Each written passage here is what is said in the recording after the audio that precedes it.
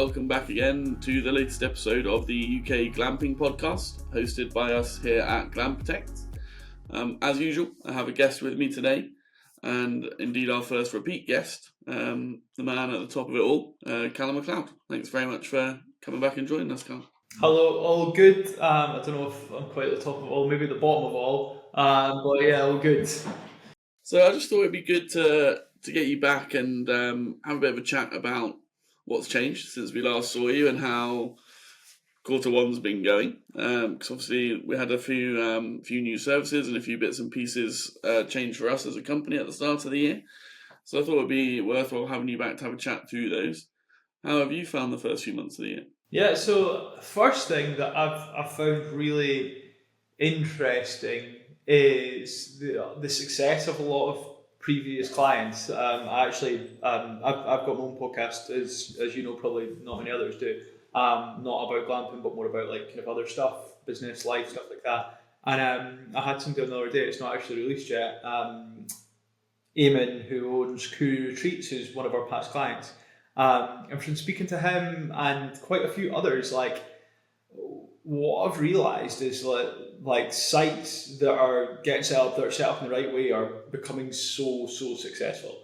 They're doing crazy numbers. Their average rate across the course of the year is like £290 a night.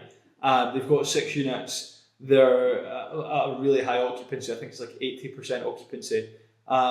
They're doing crazy numbers. Now, they're part of this kind of newer generation that's a bit more pretty and Instagrammy, and they've kind of brought it all together in a really clever way. Yeah, I was going to say they come up on my TikTok all the time and I see them on Instagram, so they're very social media savvy as well.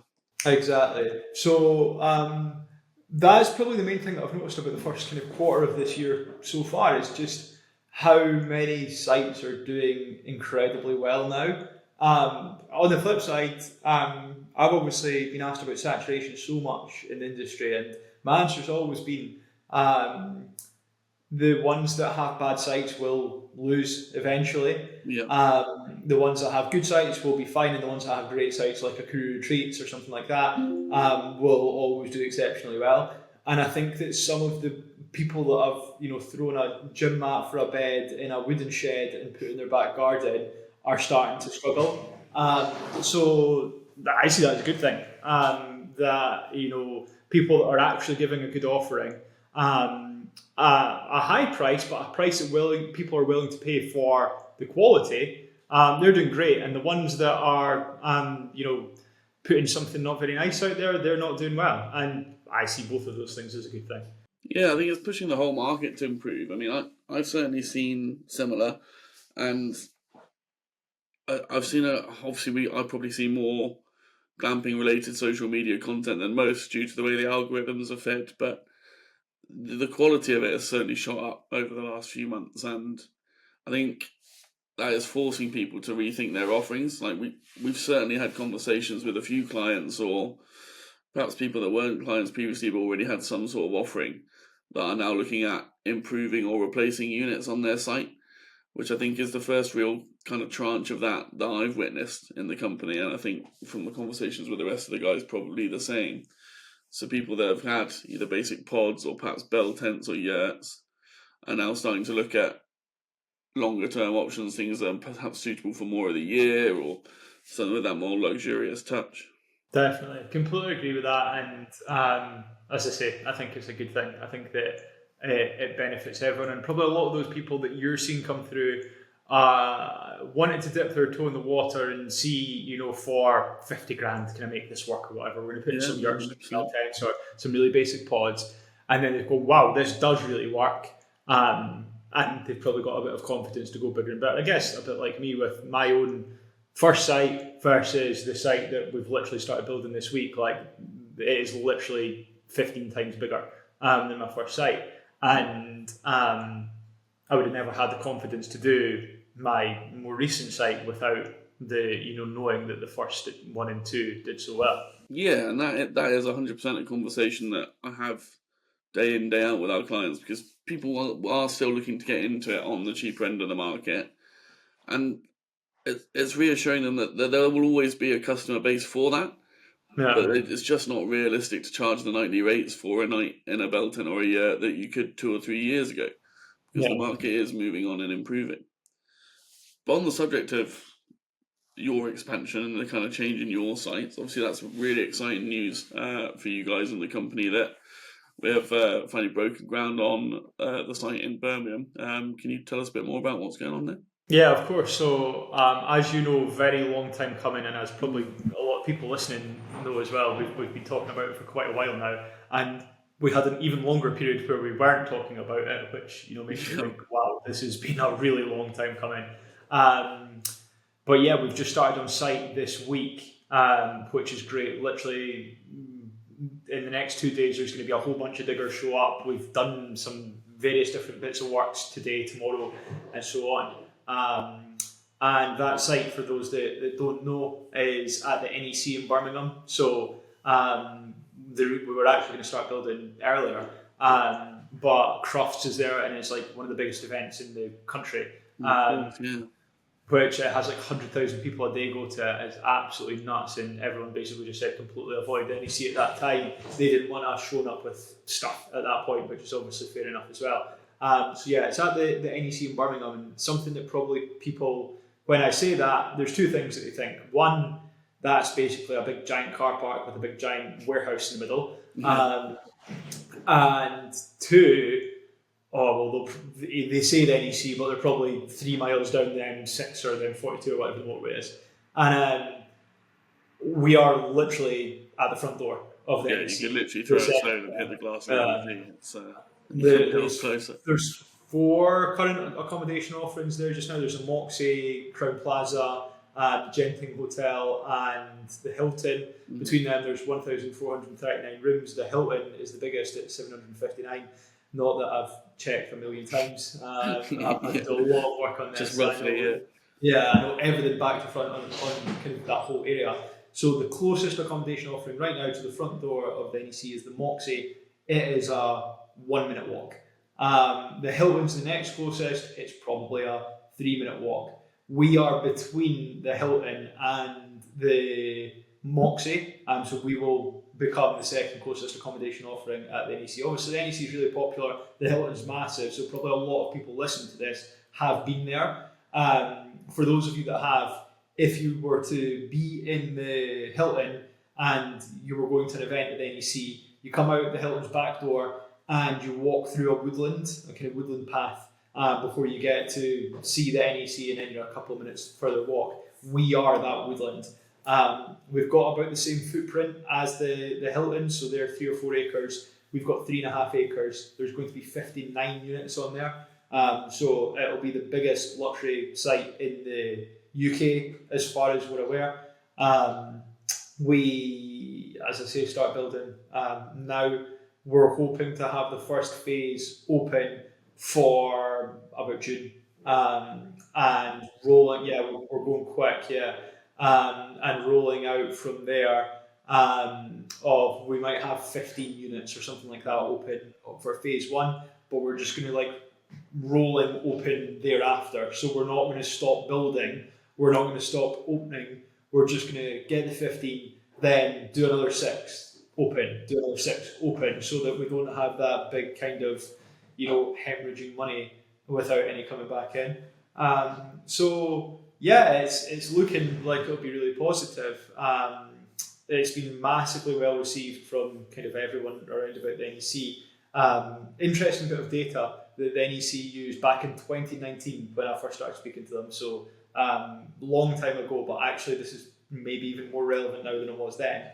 The main thing that I've spoken to investors about, my main kind of point when I'm talking to them about why this is a good idea, is the NEC paid for an independent survey because they didn't, want to just accept what I was saying. They were like, we need to go and find out for ourselves. The CMO, the CFO, the CEO, they were all not convinced, and they needed to be convinced. So the NEC paid a lot of money for this independent survey to be done, and they went about loads of people and showed a picture of our pods and had pictures of the Hilton and the Moxie and all that sort of stuff. Everywhere was around. And in fact, I don't even think the Moxie was open then. The Hilton, the Genting, and the Crown Plaza. and Moxie was getting built at that point.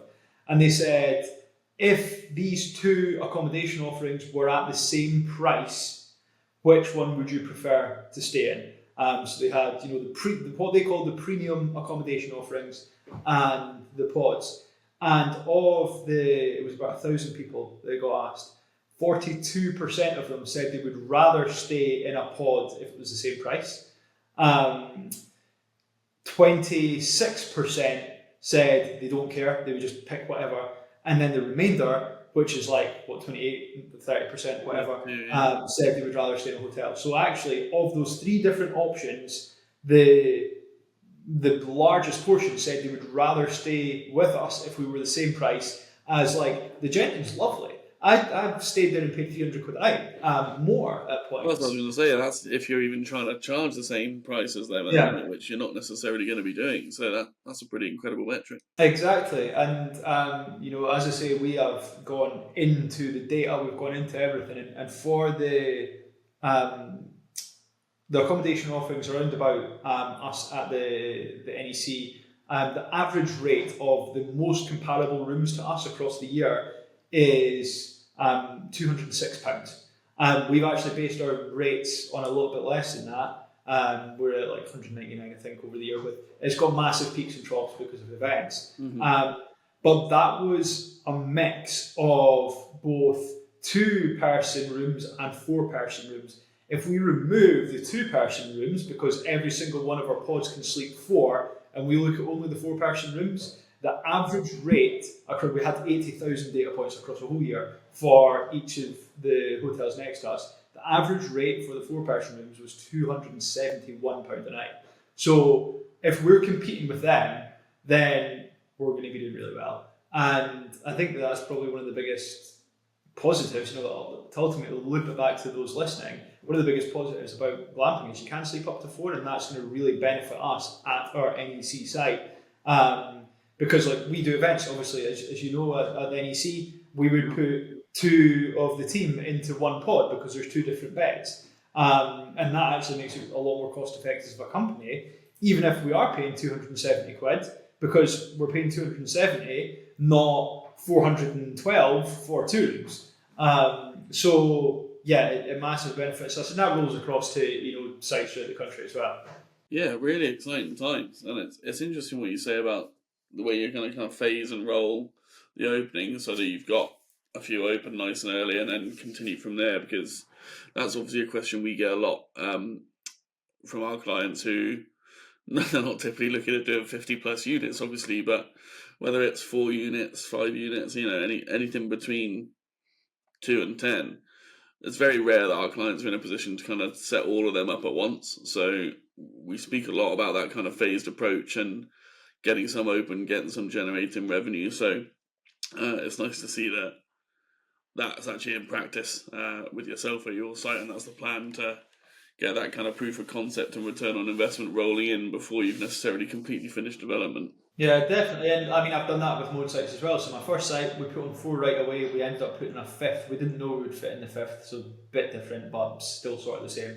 The second site, we got planning for 6. We just started with 3, and then we added on 1 after 4 months or something, and then we added another one 6 months later. So we just kind of drip fed it, and it literally, we only needed to pay for the 3, and then the 3 paid for the 4th, and then the 4 paid for the 5th. Which makes it obviously a lot less capital hungry at the start. Yeah, 100%. And that is obviously the name of the game for a lot of clients. Everyone's getting in it to try and make money rather than spend money. But obviously you do have to spend a little bit to be able to accumulate. But it's nice to see that the reality of the conversations we're having is what you've experienced as well. So that's obviously fantastic and really exciting for our site. What about Glampitect as a whole for Q1? How have you found the launch of the new services and things like the new land matching service? How's that all been? Yeah, so I think that we've probably been in a position where we've catered for one group of people, and I think that we've perfected that now. And that is people that have land and have an idea that they want to do a glamping site but not much else. Anywhere from there to having an open site, obviously, but yeah, typically we've really focused about people that have got land and no clue of kind of what to do next, and we help them throughout that process. But we have, since I set up Glampitect 5 years ago, we've had over 40,000 people that have downloaded a brochure or booked a call or whatever. And about half of them don't have land. And for a long period of time, we just didn't care for them. We couldn't really help. And we had calls, and I put a lot of consideration to it probably about this time last year, and thought, we have so many people that don't have land but do need help. And so yeah, we started to create a few different bits and pieces for them. Now we've got a few different things. The one that I've been working on the most is bringing people that have land together with people that don't, and the ones that don't might have money or have a plan.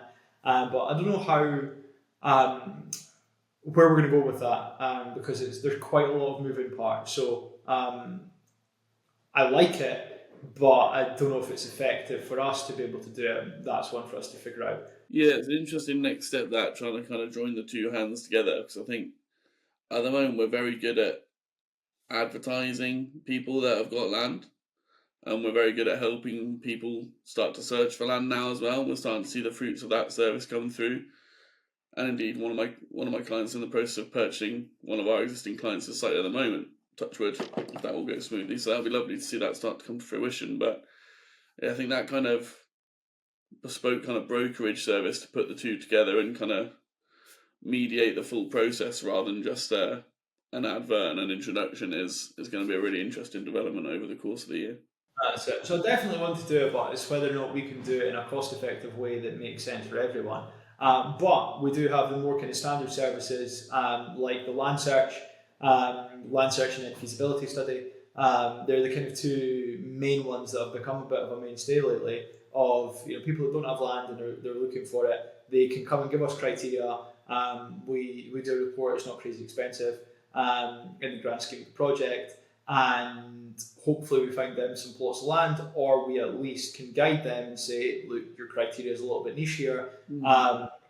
We're going to struggle with how tight the area is, how little you're wanting to pay, and all of the great things that you want. Where's the best place to compromise? And we can help manage them, whilst advising that the thing that you're probably best compromising on is views, because actually they're not as important as geographical area to how far am I from a big population or whatever. So we can guide them to manage the criteria and then hopefully find a plot that's suitable. And I think that's definitely a good first step for people that don't have land. Yeah, it's been really interesting discussing that with more clients this year, and it might seem a bit reductionist, but I kind of liken it to we're a bit like a place in the sun, but for people looking for glamping places rather than a holiday home. Because I feel the presenter's frustration when sometimes people do expect the dream and they expect 10 acres and a house on the site and etc., and maybe don't necessarily have the budget to match up to it. But that's, I think, one of the most exciting parts of the job is that kind of more consultative side of things, where we can kind of show examples of what is there and what isn't there, and really start to help the clients understand what do they actually need, everything that they think they need, and where can they kind of adjust those parameters to make sure that everybody's happy and they've got the best offering possible. 100%. Because it's tough to get land out there. It really is, and I think that's where a lot of people get stuck. And hopefully we can help a few people with that. Yeah, fingers crossed. And if you're out there listening or watching, and you do want help with looking for land, or indeed any of the services that we've covered in previous episodes, all our contact details will be below. Please do get in touch. And I will try and put some links in as well to some of the visuals for the site of the NEC, so that you can start to picture that as well, and make a note of that for any future trips you might be making to the area. Speaking of future trips to that area, what's coming up for Glampitect for the rest of the year? Where can people kind of come and see us? What's on the agenda?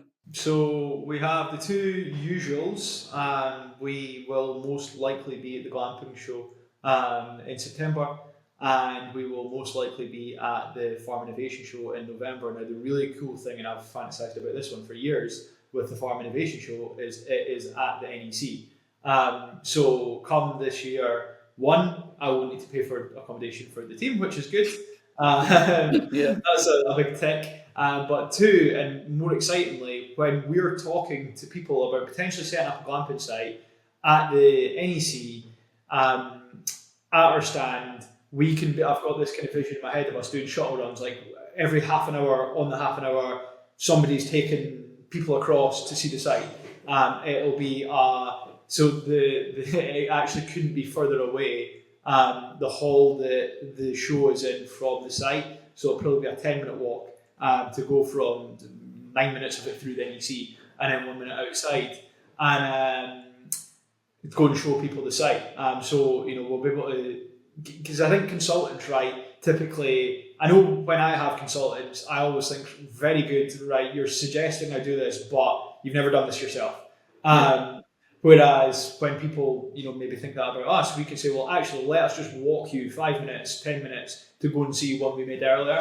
And by the way, it's the biggest investment in the country, which will be really cool. I've definitely fantasized about that in my head a lot. So we'll have that there. Another one, I'm almost hesitant to say it because it's not confirmed, but we do want to do some sort of barbecue at Pod Factory. That's always been a good one. We had so many people show up. Yeah, it was a brilliant day last time we did it. We were so lucky with the weather, and it was just a very busy day. So we just need to manage stock at Pod Factory, because that's the thing, because they're so up and down with what they've got at any given point, that we just need to make sure that it's a point where we've got a few different kind of variations kicking about, so that people can see them all. Yeah, and they've got 50 units to build for you as well, so they'll be busy. Yeah. The problem with them, though, is that they all look the same, don't they? So we might have 10 there at a point, but there's only going to be 2 variations. Yeah, exactly. Which is the slightly trickier thing. But if we've got 2 variations and then we've got 2 or 3 others, then that's more than enough to use. Yeah, exciting times, absolutely.